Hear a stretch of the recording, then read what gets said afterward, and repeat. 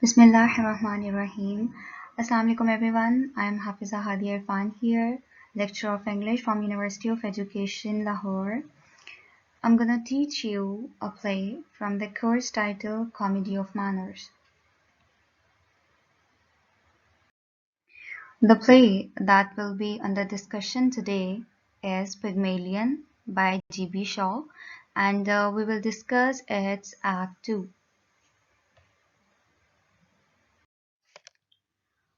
Although the major topic of today's discussion is Pygmalion Act 2, but let me give you a brief idea of what happened in the previous act, in Act 1, just to draw a link between this act and the other one that is going to be discussed in this lecture. So let's see what happened in Act 1. It is raining in Covent Garden at 11:15 p.m. Clara complains that Freddie has not found a cab yet. Freddie returns to his mother and sister and explains that there are no cabs to be found. They chide him, and as he runs off to try again to find a cab, he knocks into Liza. Liza, who is a flower girl, he just knocks into Liza, spilling her flowers into the mud. Freddie's mother gives her sixpence when she complains that her flowers are ruined. Now Pickering comes on stage and Liza tries to sell him a flower.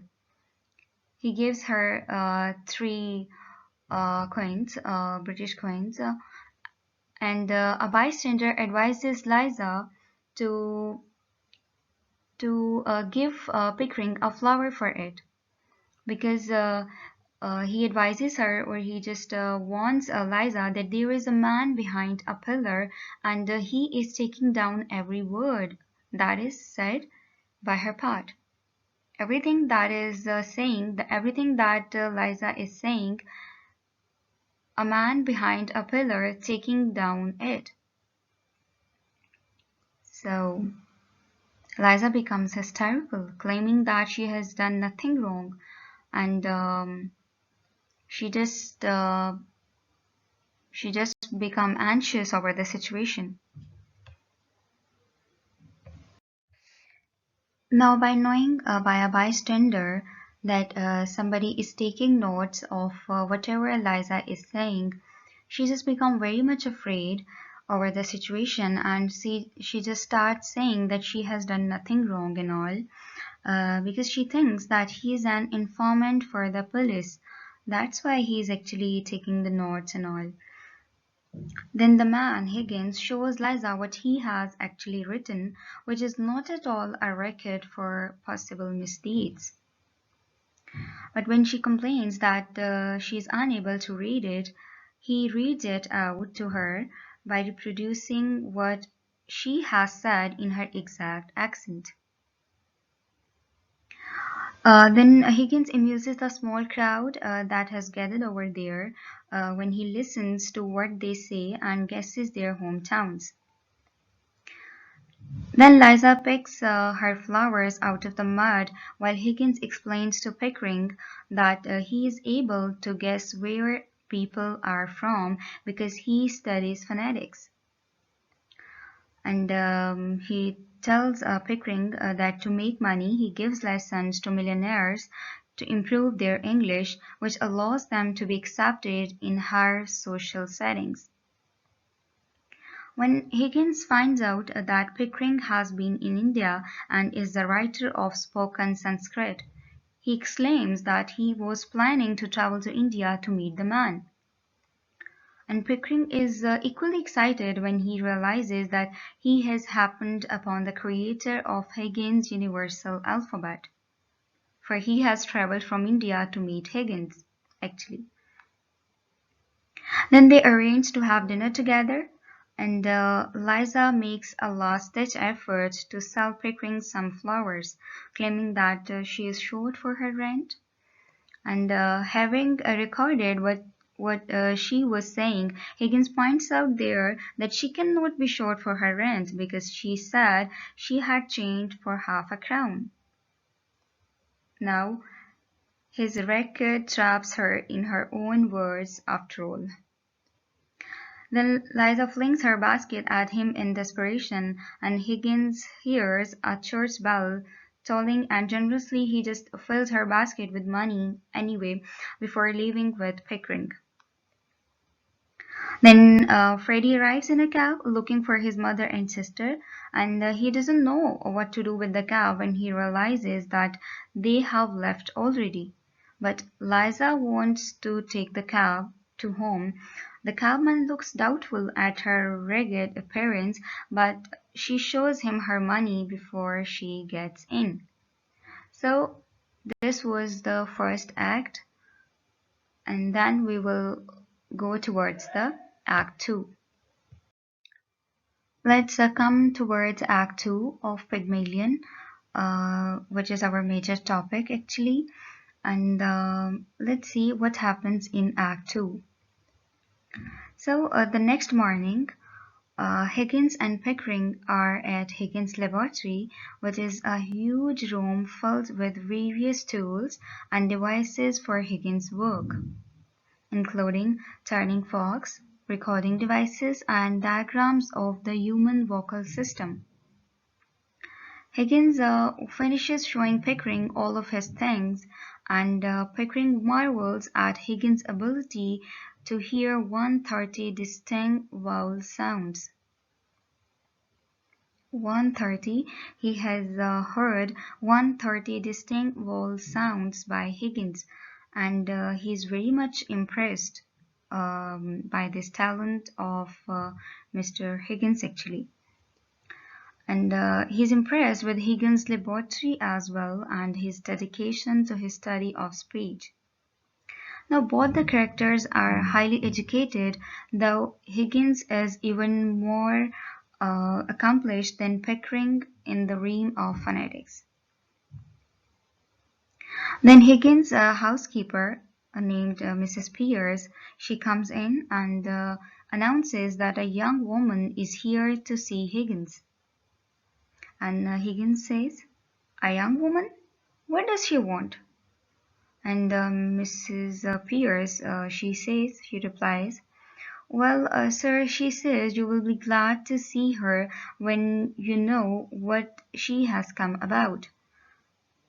She's quite a common girl, sir, very common indeed."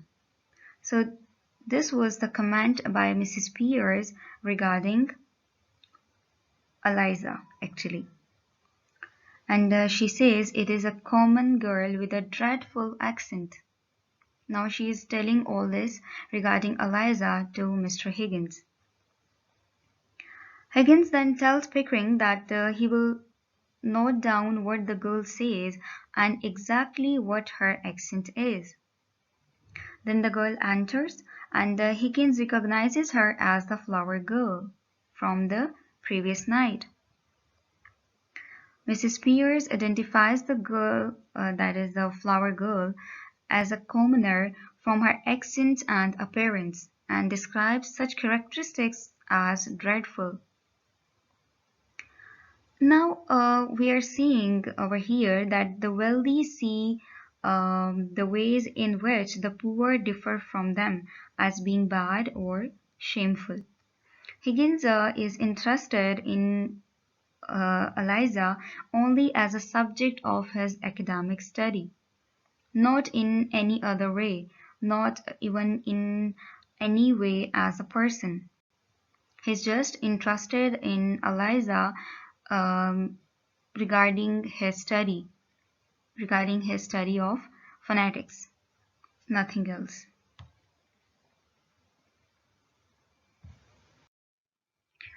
Now, Higgins is frustrated when he comes to know that this girl is the same flower girl he has met in the previous night. So he becomes very much frustrated because he has already recorded her accent. So he tells her to leave. Now he is telling Eliza to leave because she is not any more useful for Higgins. But the flower girl says that she has come for another reason. She offers to pay for speaking lessons. Now she has telling Higgins that she has come over here because she wants to get speaking lessons from Higgins, and she will pay for it. Now Higgins is shocked and insults her. The flower girl starts crying, saying that she wants to learn how to talk more genteel. She was saying this that she wants to learn how to talk more genteel so that she can get a job in a nice flower shop rather than selling the flowers in the street corners. So this is the motivation behind mm, um, learning the language actually. The flower girl hopes that by learning to speak differently, she can change her life and she can change her identity, finding a better job and moving up the social ladder. The flower girl says that her name is Eliza Doolittle and she offers to pay a shilling for lessons. Now, Higgins reflects aloud that this sum of money is a sizable percentage of what she makes, comparable to a wealthy person paying many pounds. And he just says, it is very much important what he says over here. Then Higgins says, you know, Pickering, if you consider a shilling not as a simple shilling, but as a percentage of this girl's income, it works out as fully equivalent to 60 or 70 guineas from a millionaire. So he is now comparing what she has offered him, that fee to a wealthy person uh, who can pay many pounds. Eliza is confused and she just begins to cry. And Higgins offers her a handkerchief and tells her not to wipe her eyes with her sleeves. Here, Eliza is confused and worried by Higgins' reasoning about her proposed fee, which she doesn't understand at all. Higgins tells her not to wipe her eyes with her sleeves because this would be neither ladylike nor in accordance with good manners.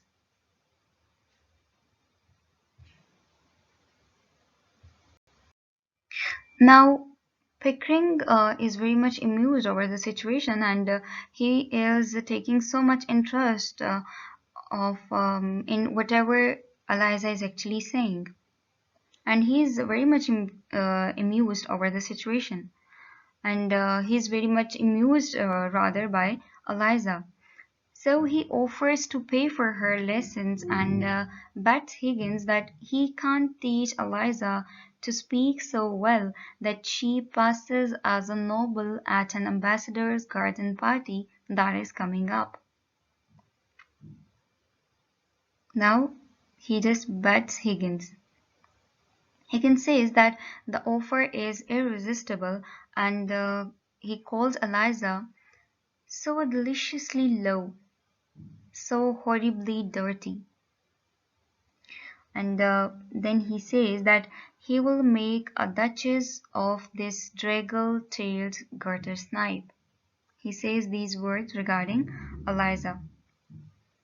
Then Higgins agrees to help Eliza only for his own enjoyment and study. He is just taking Eliza as an object for his experiment, nothing else. And he's just taking this, or he just got agree over this for his own enjoyment and study, not because he feels any compassion for her. Then he and Pickering plan to fool. Actually, Mr. Higgins and Pickering plan to fool the upper class by changing only Eliza's speech and outward appearance. They don't think of whether such exterior changes might involve actually changing who Eliza really is. They are not thinking over it. Higgins then tells Mrs. Pearce to wash Eliza, throw out her dirty clothes, and get new ones.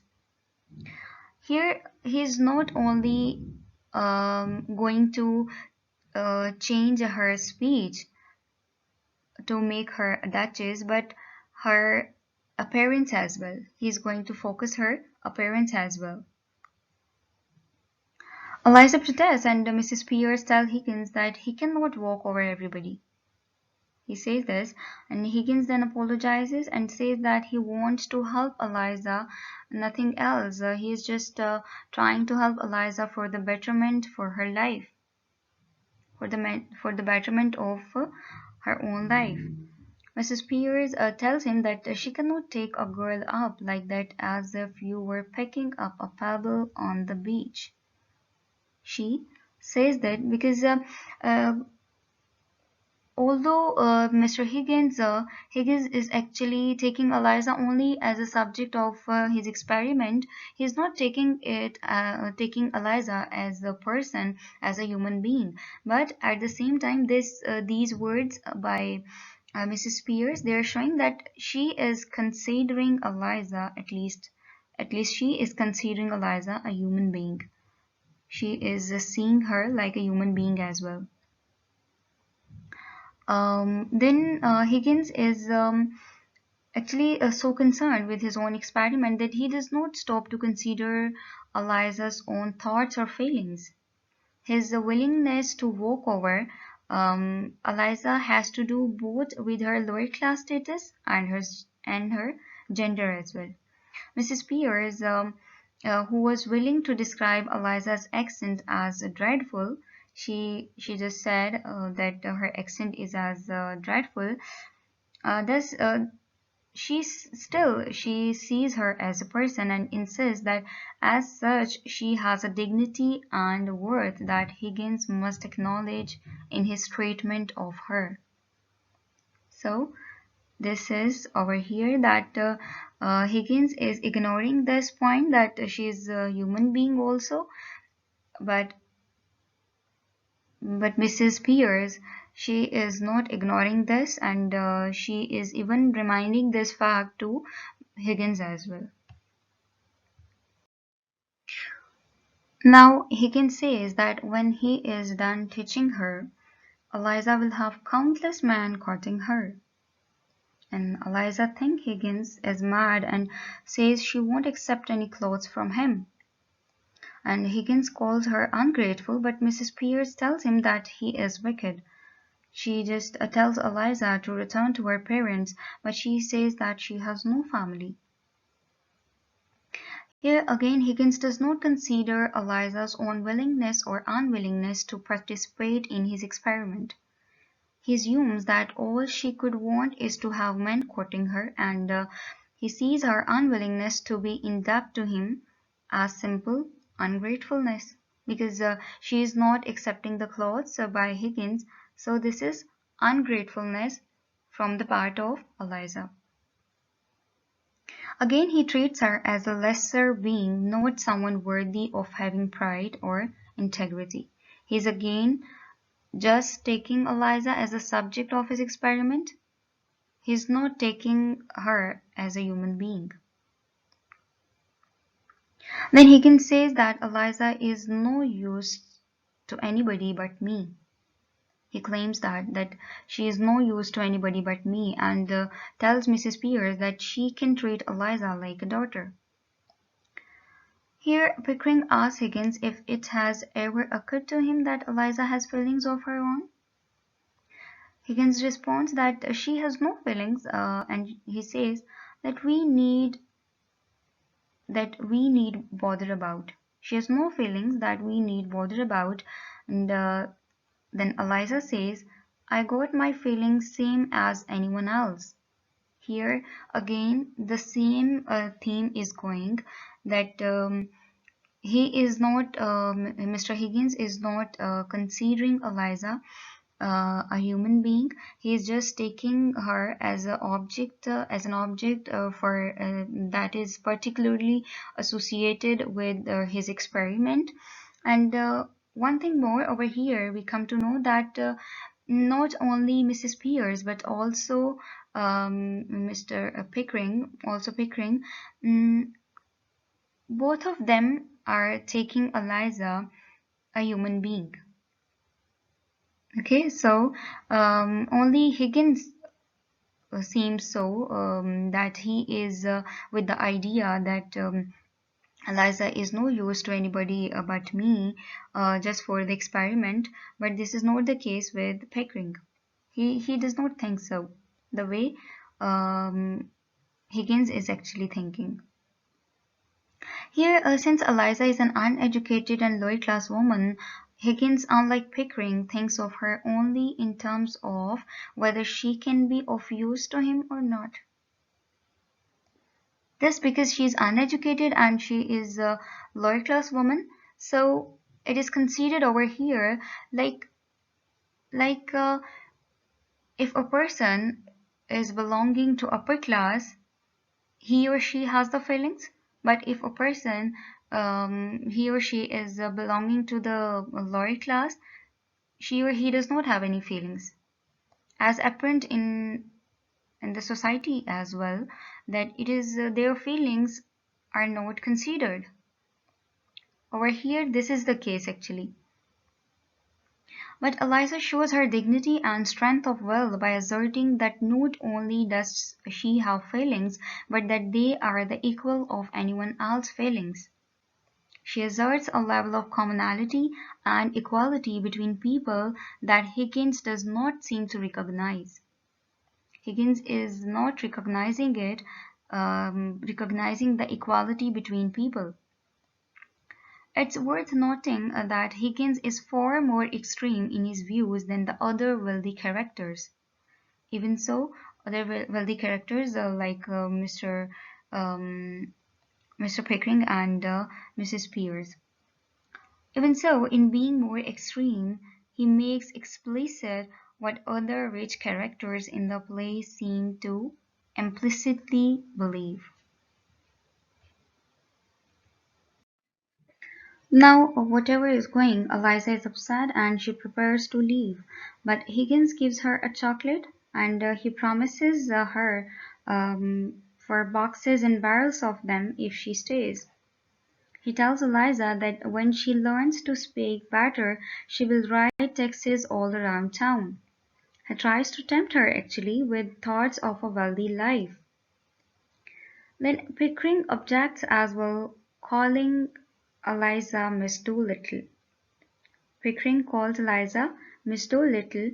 Here, Higgins tries actually to tempt Eliza with thoughts of a wealthy, comfortable life, acting as if he can buy her interest with trifles like chocolate.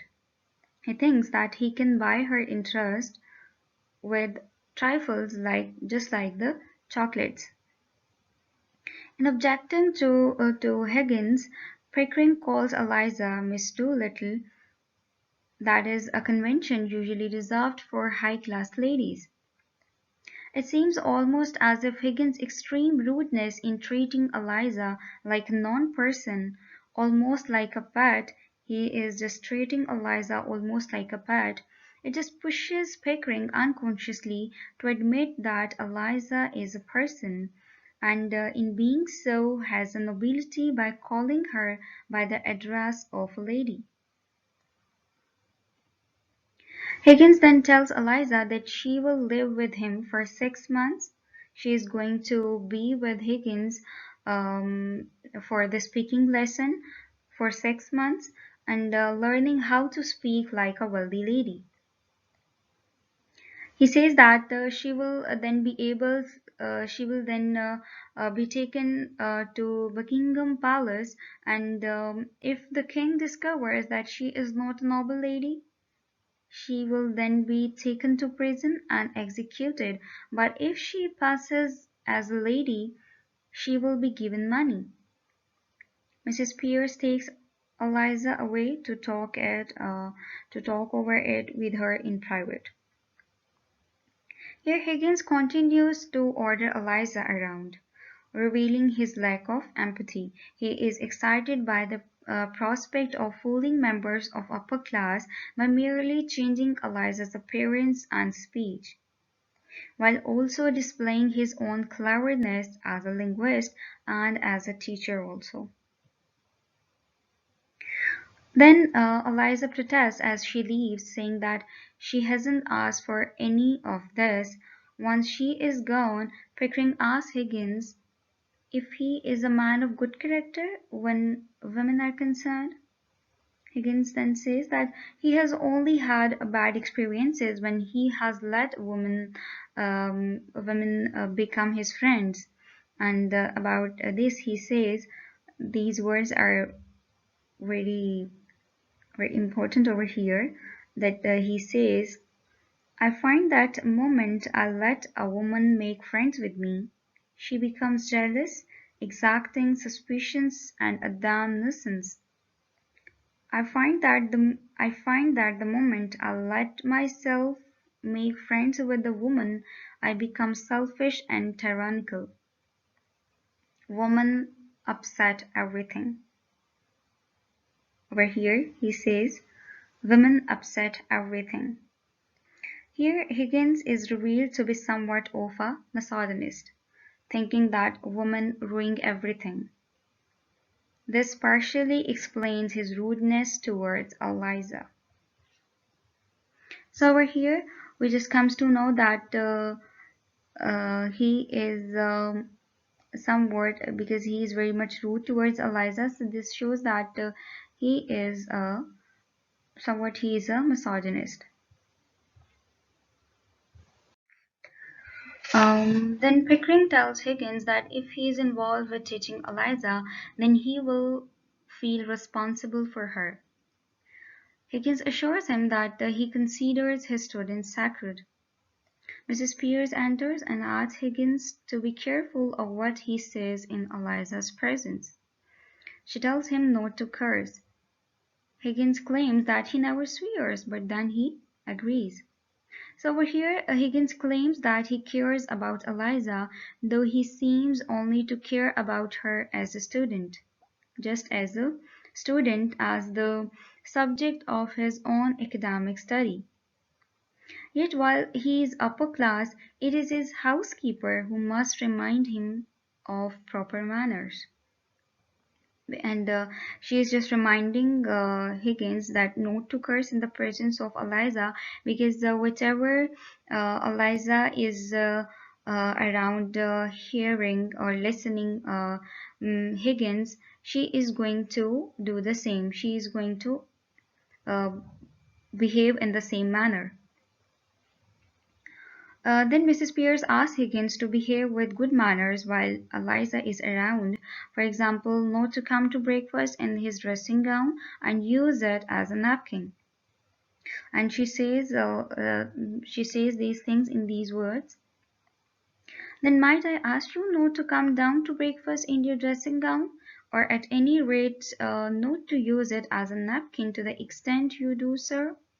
And if you would be so good as not to eat everything off the same plate, and to remember not to put the porridge saucepan out of your hand on the clean tablecloth, it would be a better example to the girl."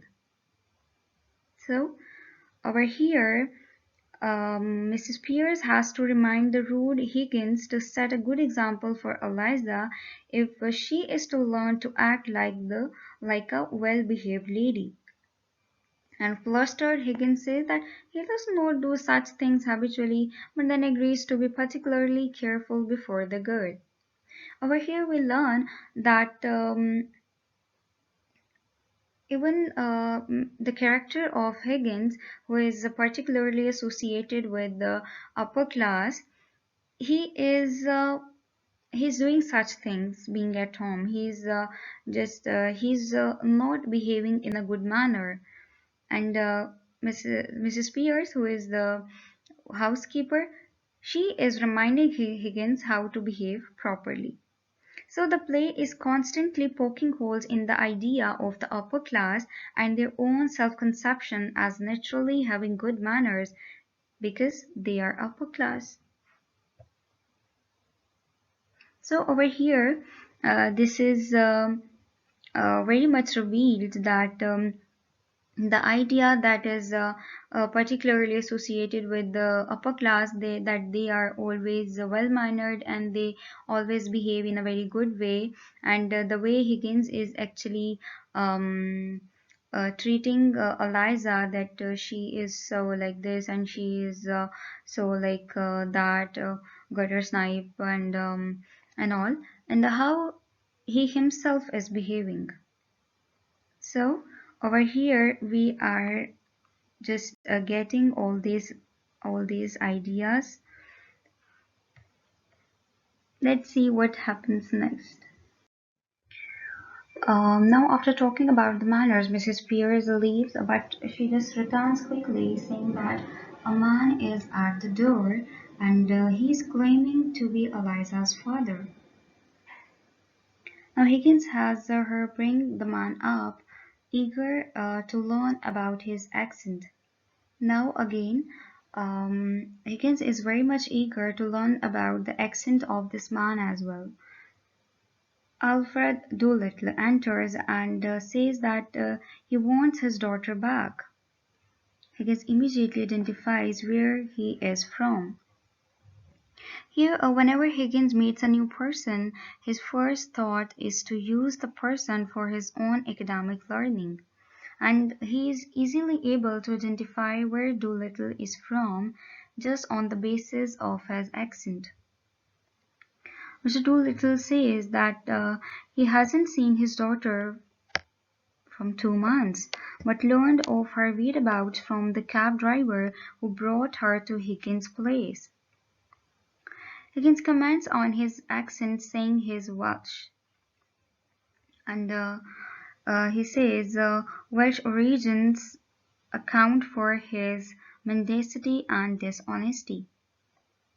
Here, Higgins moves from just identifying where Doolittle is from to asserting that Doolittle's origins determine his character.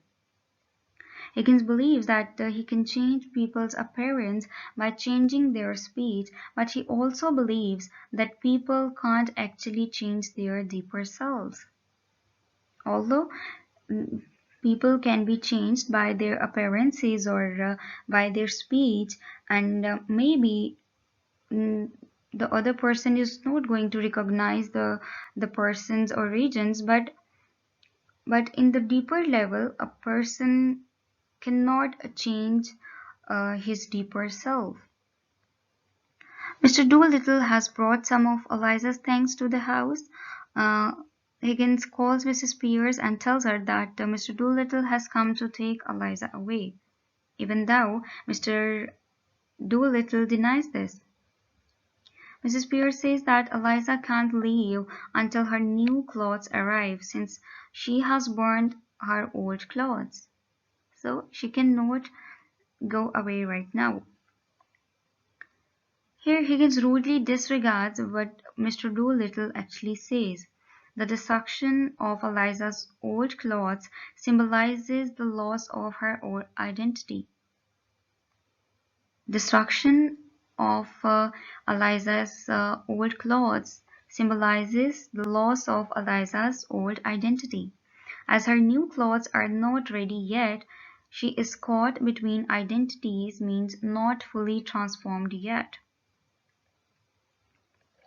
Mrs. Pearce leaves and Mr. Doolittle asks for £5 in return for letting Eliza stay with Higgins. Here's Mr. Doolittle demands £5 that if he is given £5, then he can let her daughter stay with Higgins. Now over here, Pickering and Higgins are shocked at his willingness to sell his own daughter, and they think that giving him money would be immoral. Mr. Doolittle says that he is needy and says that middle-class morality is just an excuse for never giving me anything. He says so. Here, Higgins and Pickering are shocked by Mr. Doolittle's willingness to sell his daughter, but to Mr. Doolittle, such moralizing is just a luxury for those who don't have to worry about money. And Higgins has no compunction about trying to buy Eliza with promises of chocolate and clothes. So over here we got the idea that Mr. Doolittle, a father of Eliza Doolittle, he is ready to sell her own daughter. And Mr. Pickering and Higgins, they are considering it immoral giving anything to Mr. Doolittle. Now Higgins proposes to take Mr. Doolittle in along with Eliza and teach him to speak nobly. Now he is ready, Higgins is ready to teach not only his daughter but also to him, and he is offering him that he can also take speaking lectures from Higgins, and like um, like his own daughter Eliza, he can teach Mr. Doolittle as well. But Mr. Doolittle says that he wants to stay in his station in life, since regardless of one's class, it's a dog's life any way you look at it. He says that it's a dog's life any way you look at it. Higgins finally agrees to give Doolittle £10, but he was demanding £5. Here, Higgins is ready to give Doolittle £10, but Mr. Doolittle declines and asks only for £5. Here, from the beginning, Mr. Doolittle criticizes the Victorian social hierarchy, not only for not letting lower class people move up the hierarchy, but also for the assumption that being upper class is necessarily better than being lower class. So this is the idea over here. Then on his way out, Mr. Doolittle turns into Eliza, who is clean and dressed in an elegant kimono. She is dressed so elegant, he does not recognize her and says, "Beg pardon, miss." Everyone is amazed at Eliza's transformation, and she says that it's easy to clean up when one has all the luxuries of a well-furnished bathroom. Here, even before Eliza has really transformed, the simple change of her appearance and clothing is enough to make her at first sight unrecognizable to her own father. Because, of course, in our society, um, a person's appearance is what tells other people a person's social status. It is very much apparent, it is very much confirmed. Then Eliza and her father get into an argument as she says that he has only come to get money from Higgins for his drinking habit. Mr. Doolittle prepares to leave. Higgins asks him to come visit Eliza regularly as a part of his fatherly duty. He agrees and leaves. But Eliza tells Higgins not to believe her father. Eliza is eager to go back to her part of the city and show off her new look to her old friends. Now she wants to go back to her part of the city to show off her new look to her old friends. Higgins tells her not to be snobbish toward her old friends now that she has risen in the world. Here, Eliza is excited by her new appearance and wants to show off her this new look to her old friends. Though Higgins tells her that this kind of snobbishness would be ill-mannered. Here, it is told again that showing himself or showing herself up is considered as ill-mannered. And his claim that she has risen in the world suggests that Eliza is undergoing a real transformation, not just putting on a costume, though it is worth noting that having risen is a state dependent on how others see you, not any internal changes, because people judge other people by their outlooks. So here the original Pygmalion theme is now fully introduced. As before telling you this over there, now let me tell you that Pygmalion is a legendary figure of Cyprus in Greek mythology who was a king and a sculptor. Pygmalion declares that he was not interested in women, but then found his statue was so beautiful and realistic that he himself fell in love with it. He fell in love with that statue, but he used to say that he is not interested in women. But he made that sculpture so that statue so beautiful and realistic that he himself fell in love with that statue. Here, the creator Higgins is considered, you can consider over here Pygmalion, who has found his stone Galatea, which was the name of that statue, in the person of Eliza, whom he will carve and mold into a great duchess, that someone whom he can control and command.